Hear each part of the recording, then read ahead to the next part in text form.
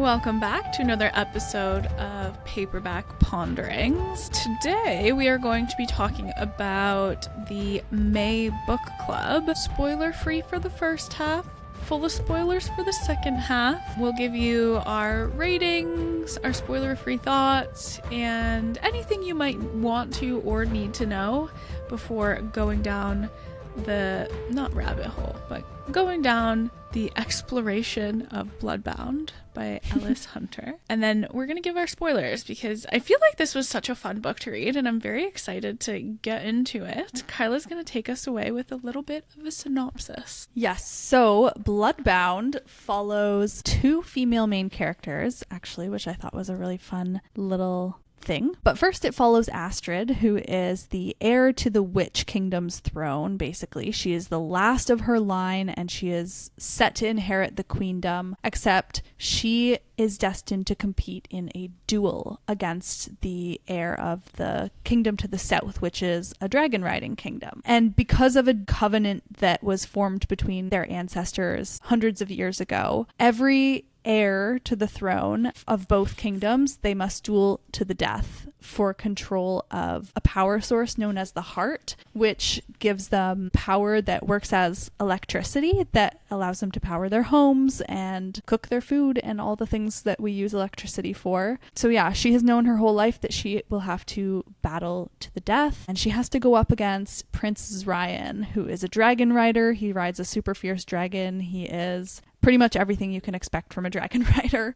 type male. So yeah, she makes her way down to the kingdom in the south for the duel. And this is where we meet our second female POV at the same time. So Skylar is just a regular girl. She is part of a traveling troupe who perform shows, like she wields daggers and throws them in the air and catches them and stuff. And they do this for money, and they kind of swindle the people on the side as well. They're just trying to make money wherever they can. And so Skylar's traveling troupe has also moved into the capital city to profit off of the large amount of tourists who are going to be in the capital for this duel to the death. Skylar, though, her best friend from her troupe, happens to go missing at the very beginning of the story. And so in her search to figure out what happened to him, she ends up being brought closer to the royals and to Astrid, where their stories kind of intertwine a little bit in a way that they might not have otherwise, and cross paths in unexpected ways.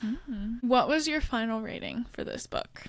I think I'm going with a solid 4 stars. I could toss it an extra 0.25, but like definitely no lower than 4 stars. This was an enjoyable read. I had a good time with it. It was a unique book. It felt like we were getting tropes that are known and loved tropes, but they were also flipping the script and changing things up in ways that I hadn't seen these tropes done before. Yeah, I agree. I was very surprised at some of the developments. I'm not gonna lie. It was fun, the sense that like there was this covenant that existed that kind of like forced the families to continue to come together. I found that both of the female main characters were appealing for different reasons. Like I really liked both of them in different ways for different reasons. Yeah. And I'm surprised because Astrid, Astrid is the primary point of view that we get from the outset kind of thing, or at least the first one that we encounter. And like in a lot of ways, she's painted as like a really helpless main character, I guess. And I thought that was interesting because like her inner monologue is not as helpless as like the way that others saw her, if that makes sense. Yeah. There was this notion that everyone had to take care of Astrid, but I feel like in her mind, she was just like a very compassionate person. It made her come across as someone to maybe defend. Yeah. I think people tended to see her as weak because of that compassion and because she wasn't this, legendary warrior fighter. But that's one thing that I loved about Astrid was that she showed strength in a different way.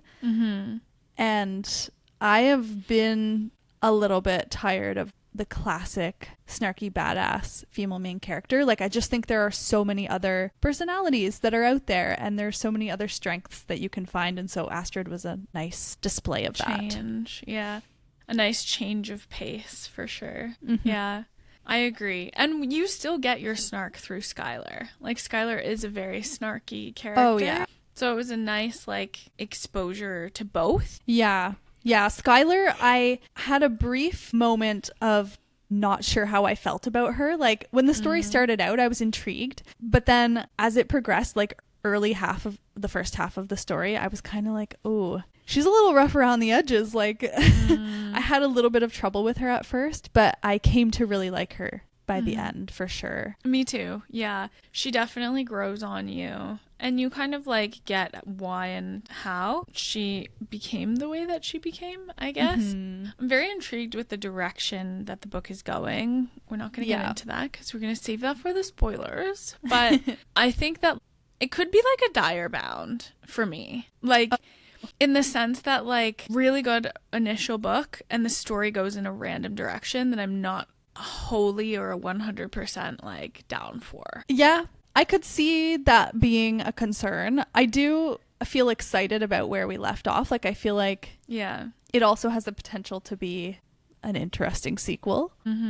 Yeah. What was your rating in the end for it? A 4-star as well, I would say. Like you said, there's a lot of traditional tropes that show up in unexpected ways. So it was very fun to get that classic feeling, but kind of in a different way. And I thought the friendships in this story were really lovely, like were really fun to like root back into. And the relationships, like the romance, felt pretty authentic. There wasn't a lot of I don't believe it or it doesn't feel authentic or anything like that. Like, for the most part, I was pretty on board. Overall, like, yeah, a really fun read. I couldn't stop once I started. Good. Yeah. In terms of the romance, I did feel, because we kind of had two threads of romance. One was much more prominent than the other. Yeah. I felt like Astrid's romance was insta-lovey, but authentic at the same time. And I think, you know, insta-love is not the enemy. I think it is perfectly realistic to have kind of you meet somebody that you're attracted to, you flirt with them a couple of times, a crush sets in, and away you go kind of thing. Away you go. Away you go. Yeah, like, I think that realistically is how it happens sometimes in the real world. But yeah, it did feel, I think I was comparing it to Skylar and Axel, who seemed like they were having a lot more conversations, deeper conversations, and getting to know each other as people before any feelings actually set in. Although I will say, despite feeling like Skylar and Axel had a deeper kind of foundation, I was not feeling any sparks there. I felt like they were setting up for a really good, like, friendship. Interesting. But I was a fan, even, like, despite seeing Astrid's romance as insta-lovey, I still was a fan of it. Like, I still, you know, it was doing all the things it needed to do for me. Yeah, it's weird because when I think about a lot of the aspects of this book, a lot of it felt like very akin to other books we've read. So Powerless, I think, came to mind for me. Yeah. Throne of Glass came to mind for me. Okay. Fourth Wing came to mind for me. Yes, and definitely. From Blood and Ash came to mind for me. Like, okay, there were a lot of elements of a lot of really popular romanticises, and typically I don't like it when there's just like trope bombing, you know, like let's hit all of the checked boxes that we can and make it a romanticy. And I kind of felt like Astrid's romance was a little bit like Kai and Peyton in Powerless. Yeah, I can see that. The banter, the characters themselves different, but the dynamic very similar. Yeah, you know, yeah, maybe that's why it felt like it was like their whole foundation was all just flirting and banter. Yeah, well, that was kind of what it was with Kaya and Peyton. Yeah, it was a lot of bants and like, will they, won't they, how does it work? But yeah, I did find that, like, even though it had a lot of elements from all of those really popular romanticises, it was still quite unique. Yeah. Like, even the world, like the world building and the magic system, like, we had a lot of like odes to traditional witch, like Wiccan fantasy lore, like Nyx being the like forefather of witchcraft in this world. Very popular, like name. Yeah. Even Astrid feels like a witchy name. 100%. Yeah. Yeah. And the fact that they have familiars. Yeah. So they bond to an animal. Like, lots of really, like, great odes to classic Wiccan lore, I guess. But put a, like, romantic-y twist on it. It's super fun. Yeah, I really liked the potion element, that she had a belt for her vials of potions that she could whip out whenever she needed them. Yeah, 100%. That was fun. Yeah, I was a super big fan. But then also, did you find that there was a little bit of like, which is not unexpected, but there was a little bit of like almost like pagan, like Viking vibes that you got definitely. from, yeah, the Nocturne like world setting. Yeah, the spelling of the places on the map, the way their funeral rites, how they send them out to sea on a burning boat. Yeah, very Yeah. Viking coded. Mm-hmm. Even like the setting, like the environment. So the book opens up pretty aggressively. Like it really catches your eye, that first page even. And the setting is all like wintry forests, snow-covered bushes, foxes galloping in the snow. You know, like very Viking-esque. Yeah, it felt very kind of Scandinavian world vibes. Put witches in a Scandinavian Viking setting. Yeah. And you've got Arturia. Yeah. And then like juxtapose that with the Sunbringer nation that is the dragon riders. Yeah, the desert and the clay or like red brick architecture and the canyons. Yeah. The dragon component in this book was very similar to like, it was giving like Throne of Glass vibes in terms of just like what I pictured in my mind was Pedro Pascal's character, but make him a dragon rider. That's how you pictured Ryan? No, not Pascal? Ryan specifically, but just like the setting in Game of Thrones with that character and that family. Okay. You know how it's very like coastal, very warm, flowing fabrics, very like hot, coastal, sandy, dune-ish like vibes, but just like add dragons. Yeah, absolutely. You know? Yeah, same here. Which like the setting itself, not very akin to Fourth Wing.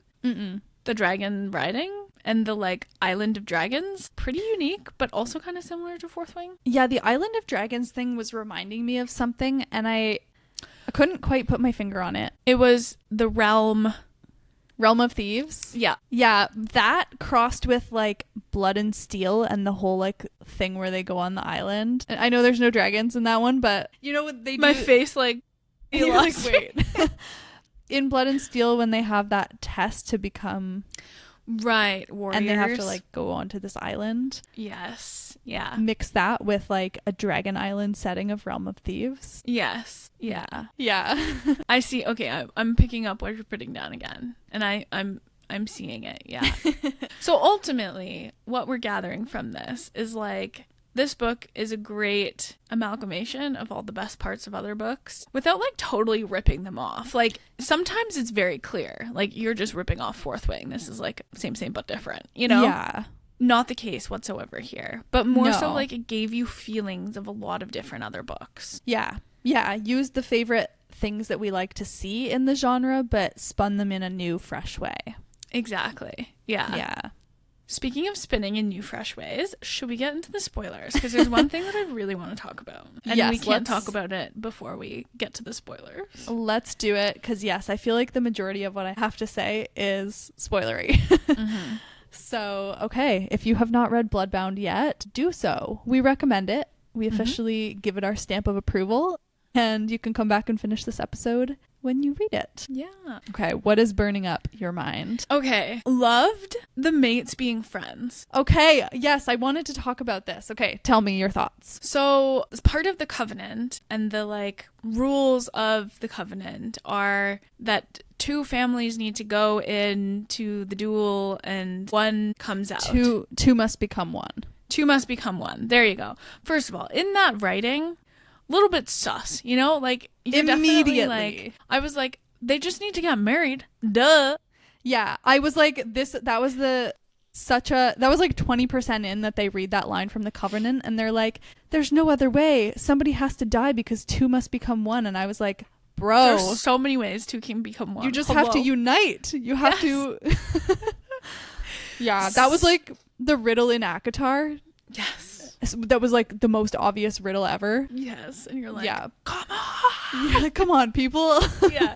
It took you multiple nations, multiple generations to figure this out. Come on. Yeah. But I thought that it was going to be like, okay, Zryan and Astrid just need to get married. So I thought because they boned the night before the duel that like two became one and never mind, we don't need to do this. I was wondering if mate marks would show up on their foreheads like mid-orgasm. Right? That's what I thought too. Especially when she was able to like use his power and like teleport with him, which nobody's ever been able to do, and blah blah blah. And he's got all this like this very unique wild power, which I have opinions about as well. But so I thought that was like where we were going with this. I thought they were gonna bone and the whole Covenant will disintegrate. Color me shooketh when they go into that cage and she's mated to his sister. Yeah. And then she sees him after and he looks at his sister and he's like, how could you? I loved it. I thought, oh, that's such a unique take on mates, you know? Like, yeah. I've never seen someone do that. No. That was an absolutely very unique way to spin the mate trope. And I liked it too. I was like, yeah, why can't you, like, platonic soulmates is such a thing. I feel like in TV, I've always seen the term platonic soulmates used, and why not bring that into romantasy? Why not? Although I will say, with that, it was a little bit like, as soon as they discovered they were mates, the mate language was just thrown in. They just dumped a bucket full of the word mate into the rest of the book after that point. And it was a little bit weird because I'm used to mate being used in a very romantic way. So to hear them, like Skylar's like, I can't think because my mate's around. And like, oh, and I looked over at my mate and I, you know, like, don't touch my mate. I just like... wild protection was like feeling a little bit intense. Yeah, I was like, okay, it feels like a bit much. Yes, I will agree with that. Yes, I think that like, especially for an audience who is only used to mates being romantic, it's like very jarring to have this hyper protection in place to the point where like you're willing to die for this person. Yeah. When it's not a romantic partner. Yeah. And like, that's fine. But it was a little bit like, now everyone's trying to protect Astrid. Literally, like, Skylar and Zryan are just, like, about her. And I was like... our girl Astrid can also handle herself. Yes. But Skylar went from being like, I don't care about anybody. And we know that she did care about Astrid, but she went from, like, you know, never proclaiming it outwardly to being like, I would die for my mate. Yes. I love her. Yes. I was like, a little okay. bit quick. Yeah. I also felt like we don't need to say my mate every other sentence. Like, we could just call her Astrid. Yeah. Like, yeah. My friend. My sister. Special friend.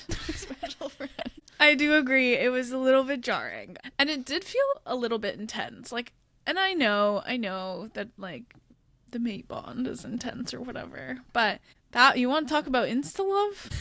That was an insta-love, yeah. That was an insta-love. It was very much like 0 to 100 on that friendship. But I was a really big fan of their developing friendship, even before the mate thing kicked in. Like, I am a big fan of the rivals to allies female friendship. Yes. And I loved the slow progression of them working together, but like disliking each other, but then realizing that they're kind of the only person they could truly trust. Yes. Yeah.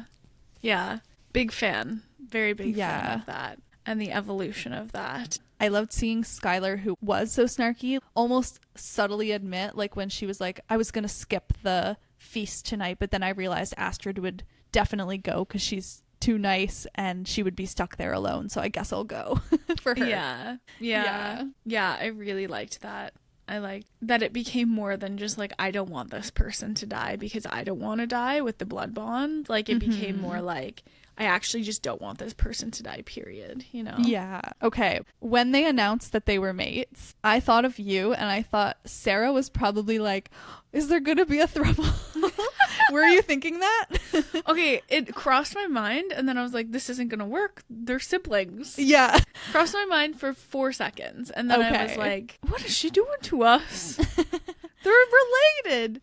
What kind of dynamic? I was driving and listening to it, and I was like, wait a minute. What is the dynamic going to look like when you're mated to your brother's lover? Yeah. Or you're mated to your boyfriend's sister? Yeah. Yeah. That's a unique situation to find yourself in. Very unique. Like, you have to choose, Astrid. You have to choose to die for one. Your lover or your mate, his sister. Yeah.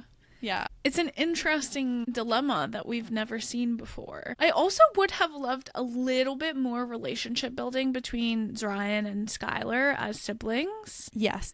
I know that there was a lot going on, and there was the whole, like, mystery about who was trying to kill them and blah, blah, blah, blah, blah, and also, like, preparing for the duel. Like, there was a lot going on. And the mystery of the heart and the mystery of the conscripts. Mm-hmm. Like, there was a lot going on. So I understand if we couldn't invest too much into, like, the Zryan Skylar, like, relationship building. But I do think it would have been a little bit funner to explore that relationship against, like, his conflict, like, his inner turmoil about wanting his sister to win, being from the same kingdom, and then also wanting Astrid to win because he doesn't want her to die. Like, yes. I thought that could have been, like, really fun, a little bit more explored. Yeah, I found myself often forgetting that they were siblings. Yes. And it seemed like Astrid was the only one who remembered, because she kept thinking, like, oh, he's probably concerned about his sister, and, like, oh, well, he has to root for his sister. But neither of them ever really acknowledged it much, except, like, they went from, like, never even thinking about it to near the end, Zryan just, like, calls her my sister, like, once or twice. So I hope that that's something that gets explored in the next book, especially given where it ended. And it seems like in this new world, Skylar and Zryan might be generally together, where Astrid has been separated from them. So potentially we have a little, like, side quest of Skylar and Zryan having that sibling bond. Yeah, like, learning more about each other and yeah, having to, like, show up for each other and save each other in this new world that they've found themselves in. 100%, yeah. One thing that I will say about the ending was, like, and you know how I feel about the Scooby-Doo reveals. Yes. I don't know what else to coin it as now, but we're just calling it the Scooby-Doo reveal. Like, mwahaha, I'm the villain thing. That was a little bit happening here with the queen. Yeah. Being the one who was hiring the assassins and killed Jessa. Yeah, it wasn't as bad, I found, as certain other books we've read.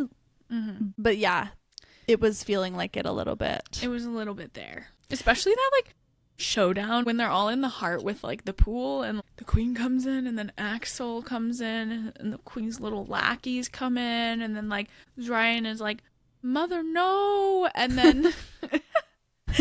and then everyone's using Astrid to, like, manipulate Skylar and Zryan, and Axel is actually, like, unhingedly crazy. Yeah. I wonder, though, with the mother, so she was right. Like, so her whole thing was that she's doing everything to protect the people, and she was onto this thing about the other world before anybody else, and she was right. I wonder if she's gonna sneak through the door that Astrid opened in the sky after her and possibly end up over there too. Like, I wonder if there's gonna be, because she didn't die, so I wonder if there's going to be some kind of storyline for her where they have to, like, work with her because this other world is bad or something, or, like, I don't know. Work with her. I am intrigued about this other world, because clearly Skylar's mom is from this other world. Yeah, I was thinking the same thing. She's gotta be.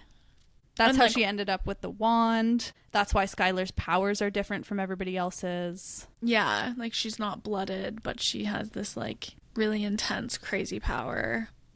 Yeah, I don't really know where we're going, to be honest. Yeah. I really can't I have no idea.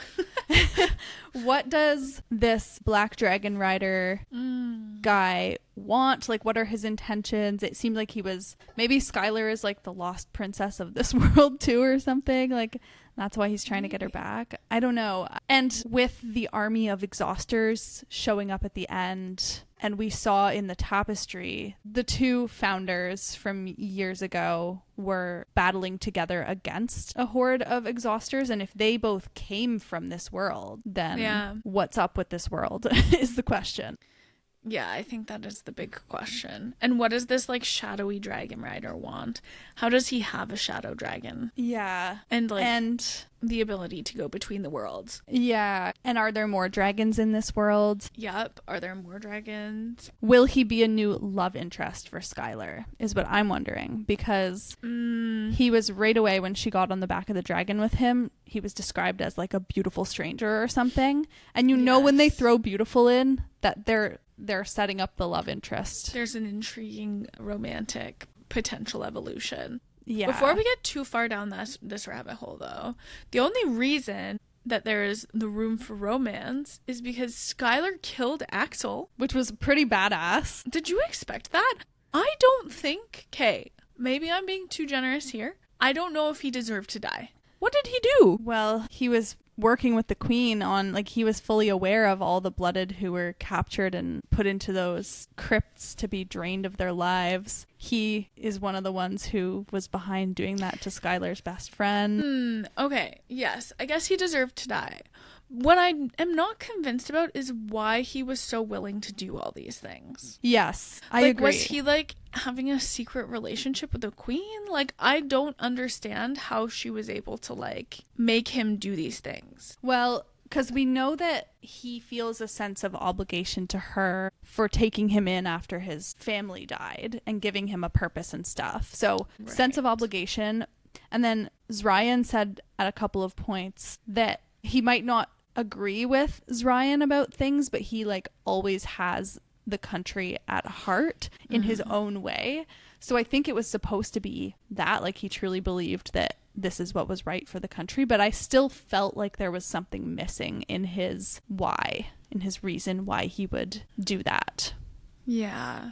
And I felt like there was potential for redemption too. Like, he seemed to be wavering a little bit. Yeah. So, like, to have Skylar just, like, break him in the neck? But it was on character for her. I guess. I get it. Like, it was definitely bold, and I think I would have been interested in seeing a redemption arc for him. Yeah. But I also felt like it was a badass Skylar moment. Because so many other characters would hesitate in that moment. Like, Astrid would never have done that. Astrid would have forgiven him or, like, given him the chance to earn his forgiveness. But Skylar has always been such a wild card. Violent and, like... decisive. Yeah, very decisive, very driven by her emotions and her anger. And I think she was stopped throughout a lot of this book from doing what she really wanted to do. And she was in this situation with these royals she hated, and she was forced to play along. And so she's finally free, and I think it was like a bit of a fuck it moment, like a bit of a... She's just stabbing people in the jugular, left, right, and center. Yeah. Craziness. I was like... What is going on? Yeah. I thought it was a little odd that he could have been such best friends with Zryan. Yes. But they were so not on the same page. Yeah, Zryan's leading the rebellion. I'm assuming Axel knew about that. He said he suspected, but wasn't sure. But it's like, if this guy's your best friend, why didn't you trust him to tell him that you're leading the rebellion? But if you didn't trust him, then why is he your best friend? Exactly. So. And they both, like, are bonded by the fact that they loved Axel's mom. Like, I just, I don't know. It felt very like we needed to fill this role somehow. I don't know. But it felt wrong. Yeah, there was something a little unsettling about it. Yeah.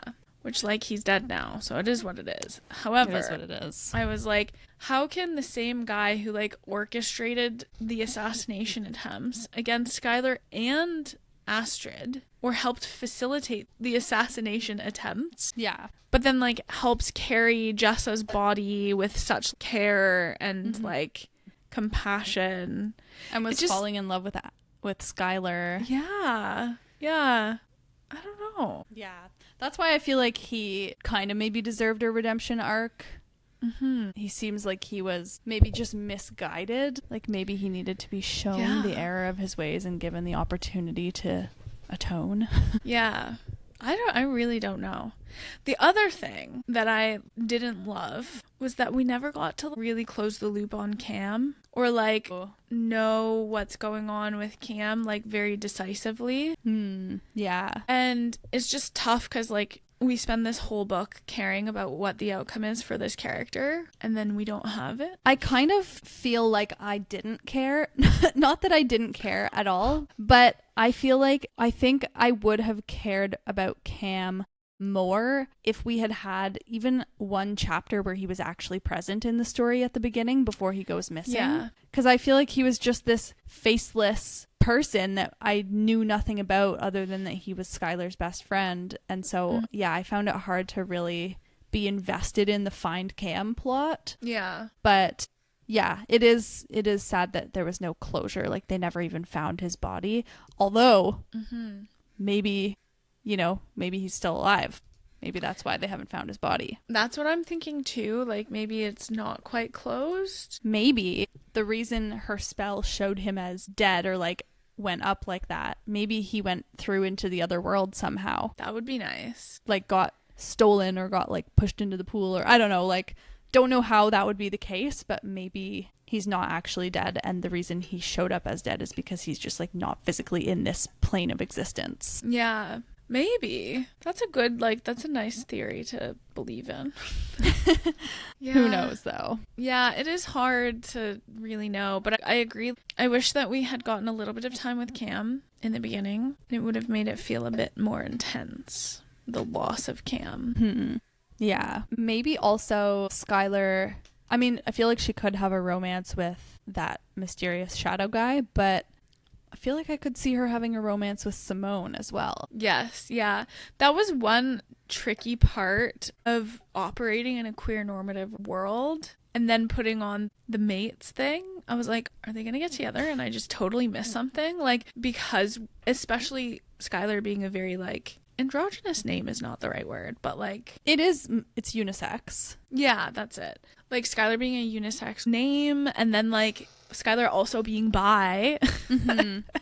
I was like, oh gosh, I'm gonna get so lost in this sauce. There's no way I'm gonna keep it straight. Yeah, I did have a very brief moment when they were pronounced mates, but before they had the conversation about the fact that they were platonic. Yeah.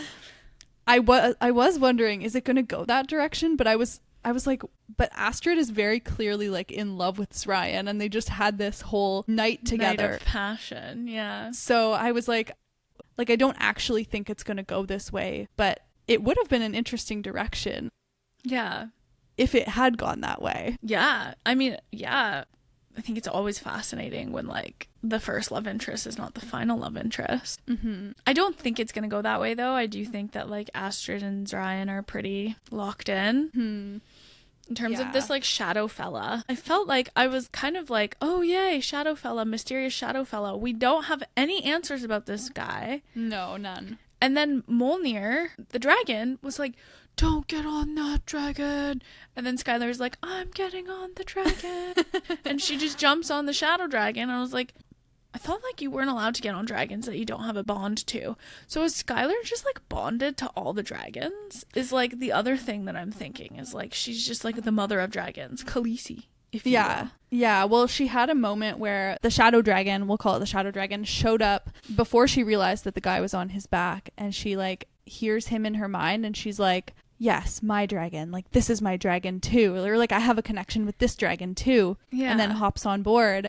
And it does seem like, I think it must have to do with her ancestry being linked to this other world, because it seems like she has a lot of things that make her special, and that's what I'm attributing them to, is that she has this special ancestry. We also, another question mark, is the thing that she witnessed on the Dragon Isle that she was not supposed to see. Yeah, like the old grumbly dragon coming out of the cave. The music. Right. That it seemed like the grumbly one was like protecting whatever was happening with the music. So I don't know. Maybe that was... There's so many question marks.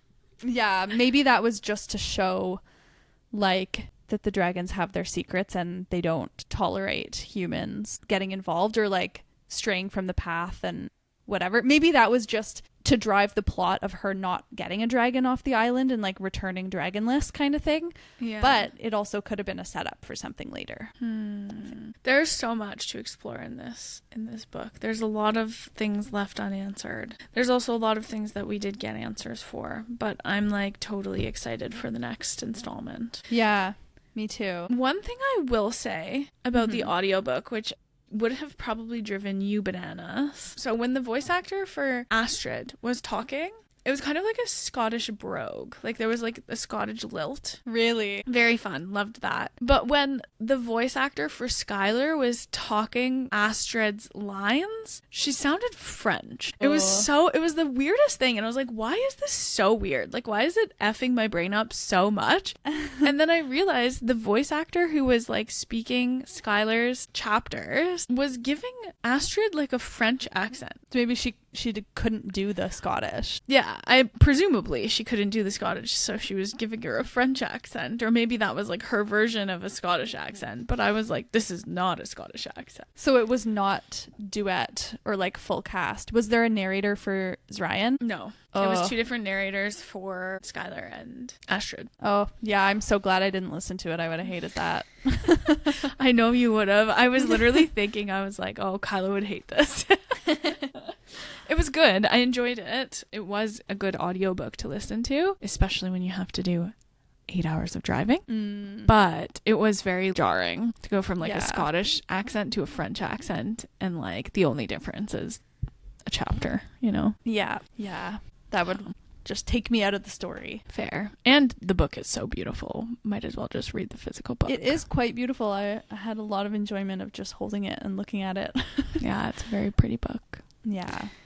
So this is a really random thought, and it's like so minor, but I noticed by the end of the story the lack of weapons in this book. Did you notice that?